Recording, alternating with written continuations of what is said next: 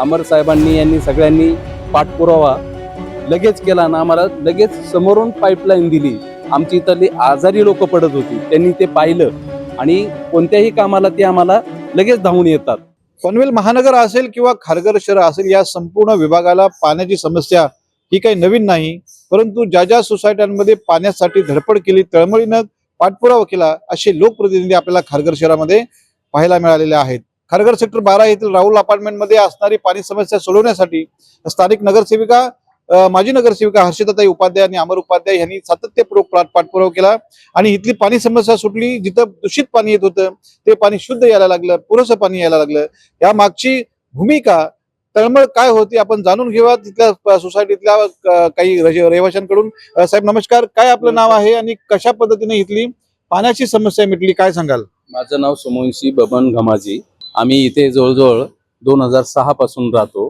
तर आम्हाला या साईडनं पाणी जे येत होतं ते पूर्ण दूषित पाणी येत होतं.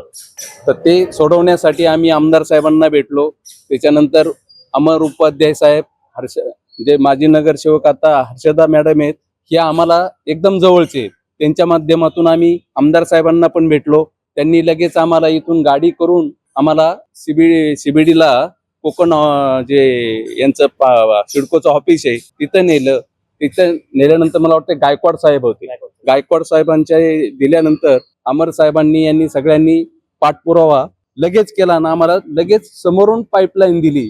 आमची इथली आजारी लोक पडत होती, त्यांनी ते पाहिलं आणि कोणत्याही कामाला ते आम्हाला लगेच धावून येतात.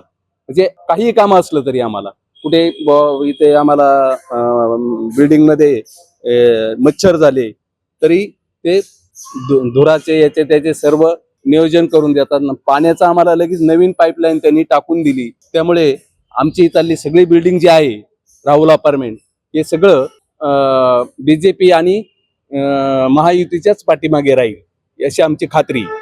धन्यवाद. खऱ्या अर्थानं हर्षदा उपाध्याय असेल किंवा अमर उपाध्याय यांच्यासाठी आम्ही सातत्यपूर्वक पाठीशी असतो, कारण ते आमच्या पाठीशी असतात. आपल्यासोबत आणखी एक रहिवासी आहेत. सर, क्या नाम है आपका और किस तरीके से पानी की समस्या? मेरा नाम आदित्य नारंग है। इसी बिल्डिंग का रहवासी हूँ मैं। अब पानी का प्रॉब्लम का इश्यू बहुत बड़ा था। इससे इतना नहीं था कि पानी खराब आ रहा था या कम भी पानी आ रहा था, बट पानी की प्रॉब्लम से लोगों को डायरिया वगैरह बहुत इश्यूज हो रहे थे। हमने बहुत कोशिश की, बहुत बार हमने सिडको के जनरल ऑफिसर्स जो यहाँ पे लोकल में है उनसे कंप्लेंट दी थी, बट उतना फास्ट फॉरवर्ड नहीं हो रहा था काम। आखिर में जब अमर जी को पता चला कि यहाँ प्रॉब्लम चल रही है, उनके जैसे सोमन साहब ने कहा, उन्होंने पूरा ऑर्गेनाइज किया। हम लोग सिडको के ऑफिस में गए बेलापुर में, वहाँ इशू सॉल्व हुए एंड वो पानी का प्रॉब्लम हमारा बहुत ही जल्द खत्म हो गया। Within 30 days the pipeline was done. And खाली पानी का इशू नहीं, अभी रिसेंटली एक इशू हुआ था, जो पीछे हमारे यहाँ काम चल रहे हैं कंस्ट्रक्शन के, तो यहाँ पे काफी कचरा पानी और सब जमा हो रहा था। हमने जब उनको इन्फॉर्म किया, so that thing was resolved in just 2 days। So सिर्फ पानी का इशू हो या कोई भी इशू हो, अमर जी को जब पता चलता है तो he is always ready for the help. धन्यवाद. हे होते राहुल अपार्टमेंट मधले रहिवासी. आपण अनेक रहिवाशांना पाहतोय.